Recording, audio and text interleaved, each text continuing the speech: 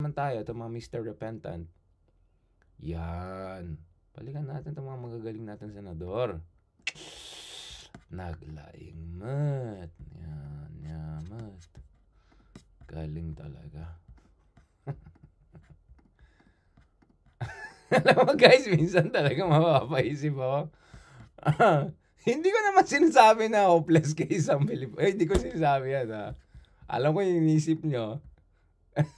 Hindi ko sinasabi yan. Ang sinasabi ko lang may mga hopeless cases na ano.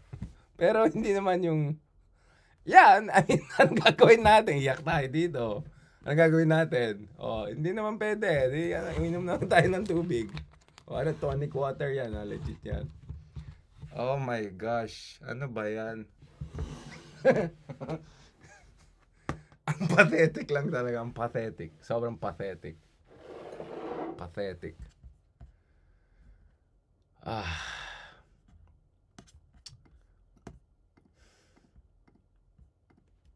Kaya sabi ko guys, kung hindi tayo magsi-step up, kawawa tayo lalo sa mga tabad na ano.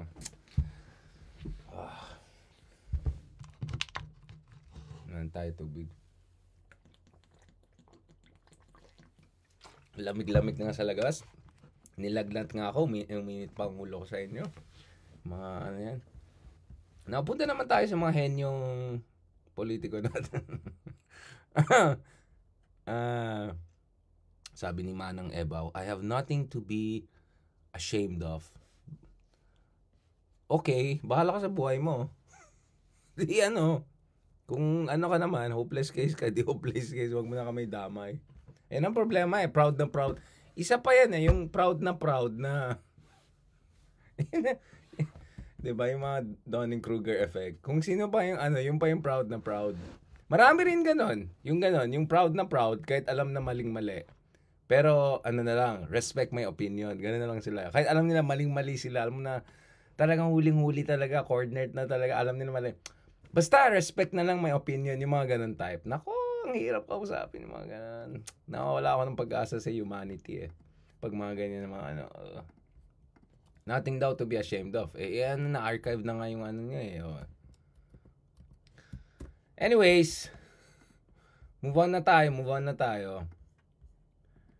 Pero, medyo hindi rin move on fully. But, sige na nga. Okay, patulan na natin itong mga ganitong ideas. Okay. Patulan natin ha. Okay. Alright. Okay. So, habang lalo nagugulo yung buhok natin, nagsa-spike up. Ba't yung ano natin, naiinis na rin Woo! Namimiss ko tuloy si Sir Ronaldo na pag mga ganitong moment na may na ulo ko, ganon.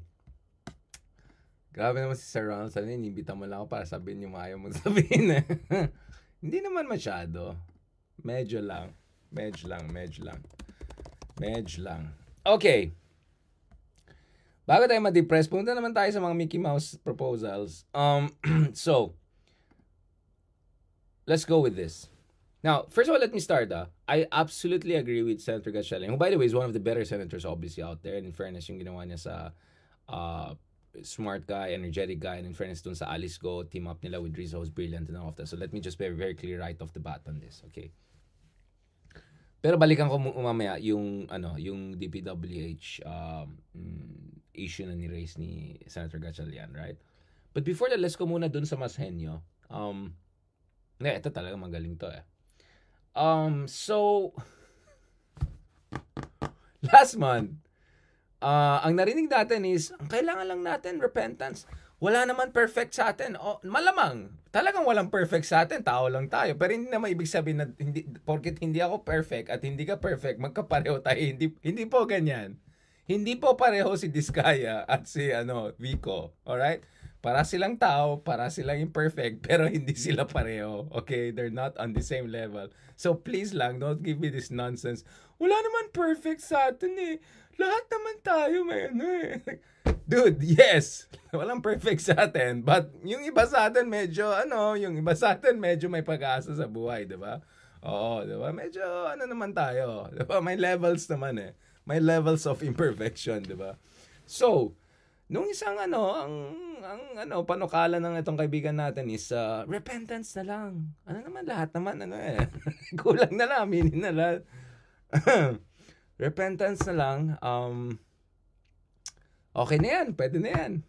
Parang, sorry na lang, I mean, ganun talagang buhay, minsan maging politiko ka, may chance ka naman, why not, ganun, magastos, ganyan, ganun ang buhay, pwede na yan, basta, sorry, ano na lang, move on na tayo, move on na tayo, guys. Let's look forward. Huwag tayo masyado mag-obsess about the past. Come on, why would we do that? Let's move forward. Kayo naman, masyado naman kayong drama. Move on na, yun. Repent. Pwede na yan. Pero ngayon, in fairness, siguro nag-isip-isip ng konti, napaisip, nakita yung banat ni ganito, banat ni Ronald, banat ni ganyan. Sige na nga, parang nga, hindi yata banat ng kapatid niya.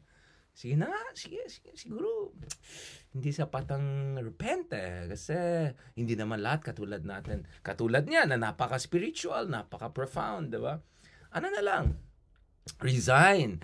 Pero lahat mag-resign, lahat. Kasi lahat naman may kasalanan. Lahat naman tayo imperfect, lahat naman tayo fallen from the So sige, resign na tayong lahat. Snap elections. Ayan tayo.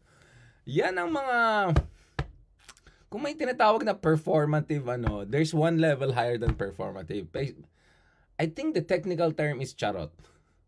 Charot. Basically, charot lang. Like, okay. Like, first of all, anong provision po na may snap election? Ano ba to? Like,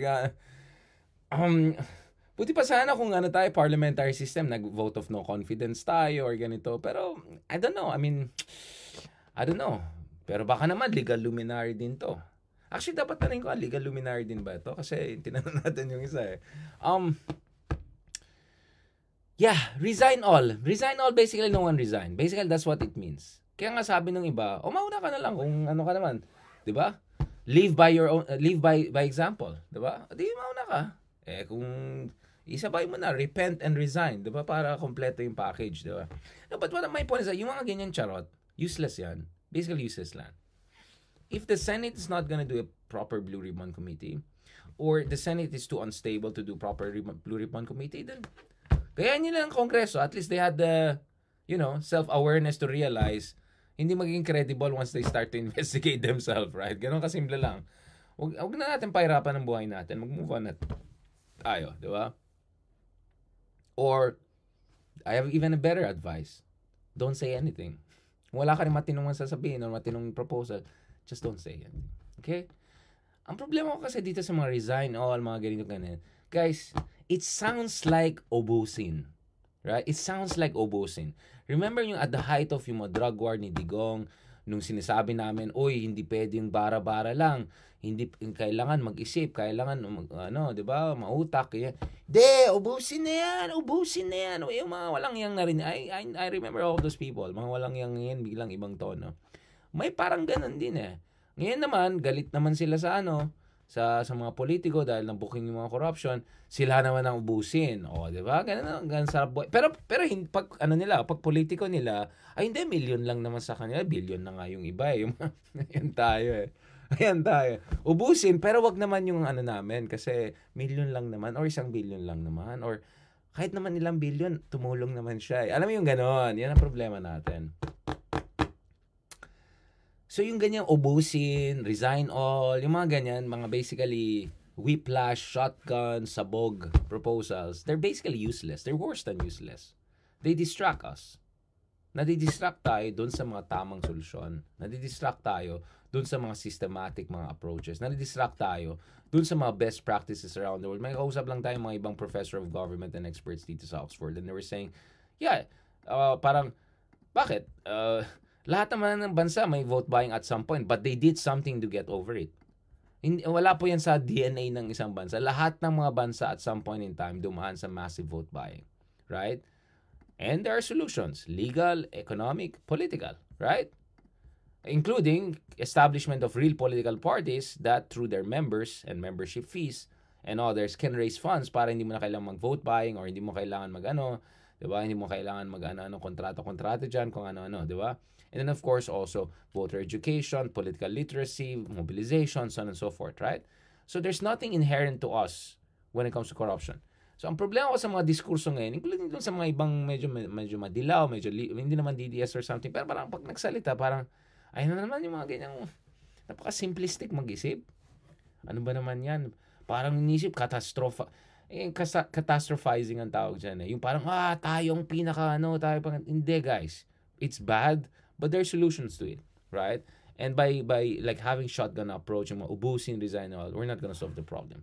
Now, when it comes to Senator Gatchalian's idea of abolishing DPWH, okay, this one is a bit more interesting kasi in theory, it is possible that a certain department is just so compromised, to put it mildly, that you really need drastic reforms. Ang akin lang is, okay, i-abolish mo yan, tapos gawa ka ng bagong department, or palitan mo pangalan mo. Pero kung hindi mo naman i-bind yung rules of the game, including, paano na-appoint ang mga secretaries ng DPWH? Paano ina-appoint ng secretaries yung mga undersecretaries? Sino yung mga holdovers? Bakit sila holdovers? Bakit isang presidente feels he has to or she has to appoint a certain person di pa sa secretary? More than that, ano yung mga kalakaran, regulations, and norms, yung mga unsaid rules, unwritten rules that govern private-public partnerships or government interaction with private sectors? Honestly, if you look at the whole web of connections, interconnections, and dodgy networks, I don't think just abolishing one department solves it. If anything, my worry is that if we just go with this kind of whiplash, slash and burn approach, okay, tanggalin na yung department yan, tapos gagawa tayong bago. If you don't deal with the fundamental issues, babalik din yan, and it will come back in different guise. There was a person, I mean, siguro pwede mo naman I mean, I don't use this thing, but I think pwede mo naman i-Google or ChatGPT yan. Tignan mo lang gaano kahaba yung record ng corruption sa Pilipinas. Ang daming corruption scandals sa ating bansa. And the reason why hindi nawawala yung corruption is because the conditions that enable corruption are not going away. Vote buying, rampant yan. Of course, when massive vote buying, malaking ginastos ng politiko, maghahanap ng ROI yan. Pag naghahanap ng ROI yan, maghahanap ng kakampiyan. Pag naghanap ng kakampiyan, ayan na, papasok na yung contractors, papasok na yung mga district engineer, papasok na kung sino-sino. Diba? And then it's a vicious cycle. On and on and on and on. Diba? You create a culture of vote buying. You create a culture of impunity. You create a culture of chronic corruption. Diba?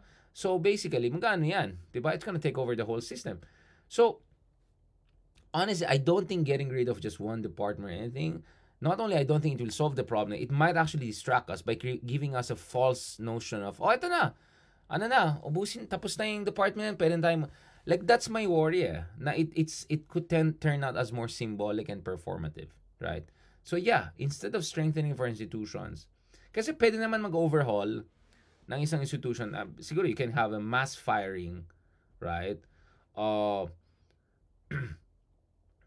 this is where I think it's important, tulungan na lang natin yung Ombudsman Office.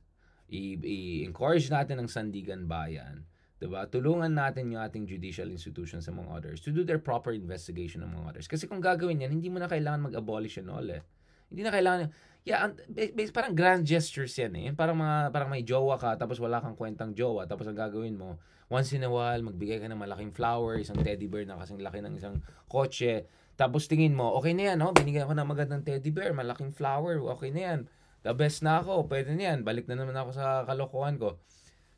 Yan ang problema ko sa mga grand gestures proposal. So, with all due respect, probably, like Senator Gatchalian knows more than me, definitely yung mga inner, yung mga nitty-gritties, yung mga inner rotten, the core of the rot and all of that, sige.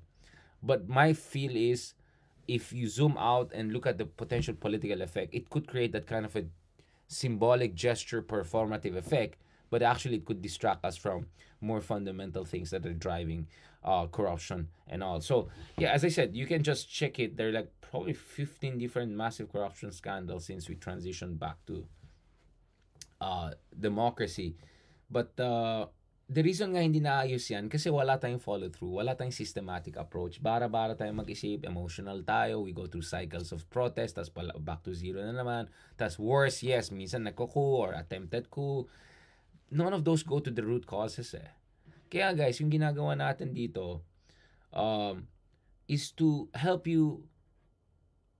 all of us in a way, no? Kasi we're learning from each other. In fact, sometimes even when I'm just talking alone, I'm not interviewing someone, napapaisip ako, nga no, or nga, diba? What we're trying to do is to create a critical thinking public, diba? Or at least kind of impart a certain sensibility, diba? Para tulungan naman natin ang sarili natin, diba? Kasi if we have a critical thinking electorate, then hindi tayo magpapabudol sa mga ubusin, resign all, 6 months lang, ganito, ganyan. Alam mo yung mga ganun, di ba? Or yung mga symbolic gestures, blah, blah, blah. We'll have a much more methodical and systematic approach. Na alam ko, guys, stressful yan. Yan naman, analysis, paralysis. Alam mo, isa sa mga pinakatabad na term yung ganyan, analysis, paralysis. Kaya nga puro na lang, puro na lang kaiwanan na budol nangyari. Kasi walang gusto mag-analyze eh. You need action, but before action, you need thinking. Karl Marx, sige, tag din ako. Karl Marx na nga, who said na, the job of a philosopher is to change the world. But even Karl Marx would read like thousands of books. Like, have you bothered to read any of Karl Marx's works? Like, ang dami niya mga citations, and that guy was spending half of his time in the library in London or Manchester, whatever, right? You still need to think. Gamitin mo pa rin utak mo bago ka tumalon. Kasi kung tumalon ka tapos mamaya ka mag-isip, baka lumala pa yung problema. Ayan ang problema eh. Ilalabas ko lang to, itong mga corruption scandal. So ngayon, nakikita ko yung mga ibang kaibigan natin. Of course, naintindihan ko, marami sa ating mga kaibigan ay walang background sa, they don't understand public policy, they don't understand how political systems operate, not to mention, of course, the law. But the law is not also like, the law can be changed, amended, etc. It's not the law. It's the institutional arrangements. It's the impersonal forces of history. It's the institutional drift. Mga ganito. Those are more important, diba? So, I mean, kahit i-ChatGPT mo yan, tingnan mo, ang dami natin mga corruption scandals.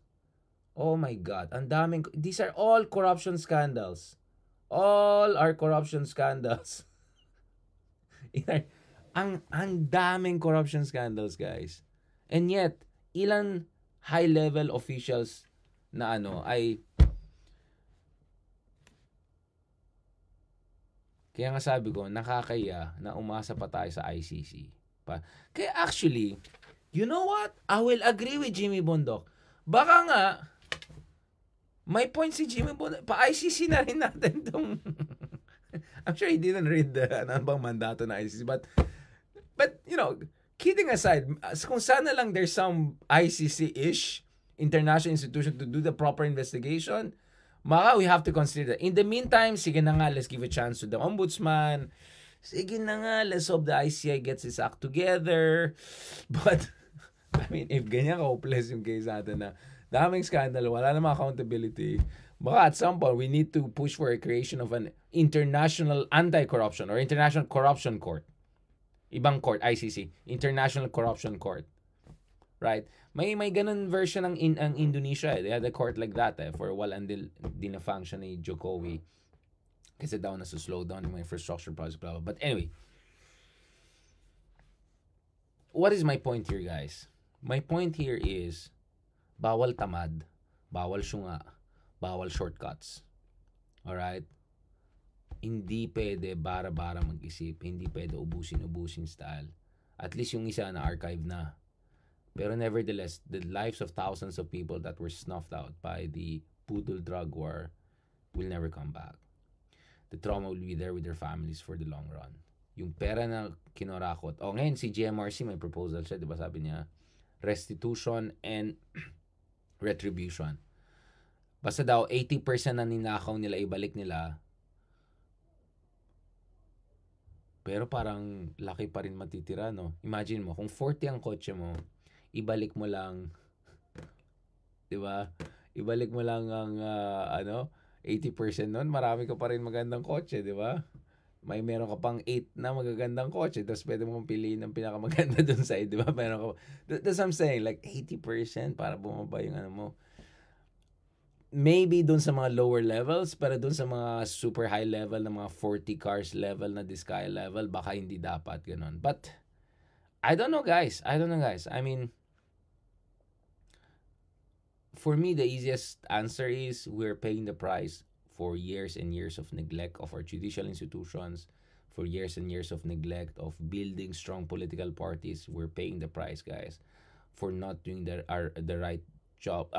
For not getting the right people into positions of power. We're really paying the price for all of that. So unfortunately, we'll have to really go through the motions, figure our way out, at we have to boodle proof ourselves. We really have to boodle proof ourselves. Otherwise, my fear is, guys, sa sobrang galit ng tao, sa sobrang frustration ng tao, we will fall for an even bigger boodle in the years to come, or some sort of mediocre, simplistic solution just to make us feel good. And I really, really hope we don't go down that road. And I hope that this really frustrating, depressing situation we're facing in the country right now will serve as an incentive for us to really do the deep work, deep thinking that we never did in the past for whatever reason. All that we know naman anong mga reasons na yan. But we need to do it now, guys. We need to do it now. Kaya nga ginagawa natin itong mga episodes and vlogs natin. All I want to say is that I'm so thankful, guys, na we were able to maintain itong momentum natin dito sa mga vlogs natin over the past 2 weeks or so, despite super hectic schedule. Time difference is super difficult. Sometimes I'm literally waking up 6 a.m. And then during the break time in the midday, sinisingit ko tong mga vlogs na ito. But again, we do this because we are so encouraged by your feedbacks, by your support, by your love, by your prayers. Kayo po ay nagbibigay ng lakas sa amin. And of course, a fantastic lineup of guests we have had just the past week or so. We had multiple times Sir Ronald, we had Sentry, we had multiple times Christina Conti, we had Justice Scarpio. Galing. And then we had multiple quads with sila Attorney Falsis on one hand, and then other quad naman with sila Attorney Dina De Leon naman. So, I'm doing my best, guys. And we're really doing our best here. I know hindi sapat. I know it's not enough. Obviously, it's not enough. I have no illusions, no? But we just have to step up. Really, there's no other way. Kawawa kasi, isipin pa natin to.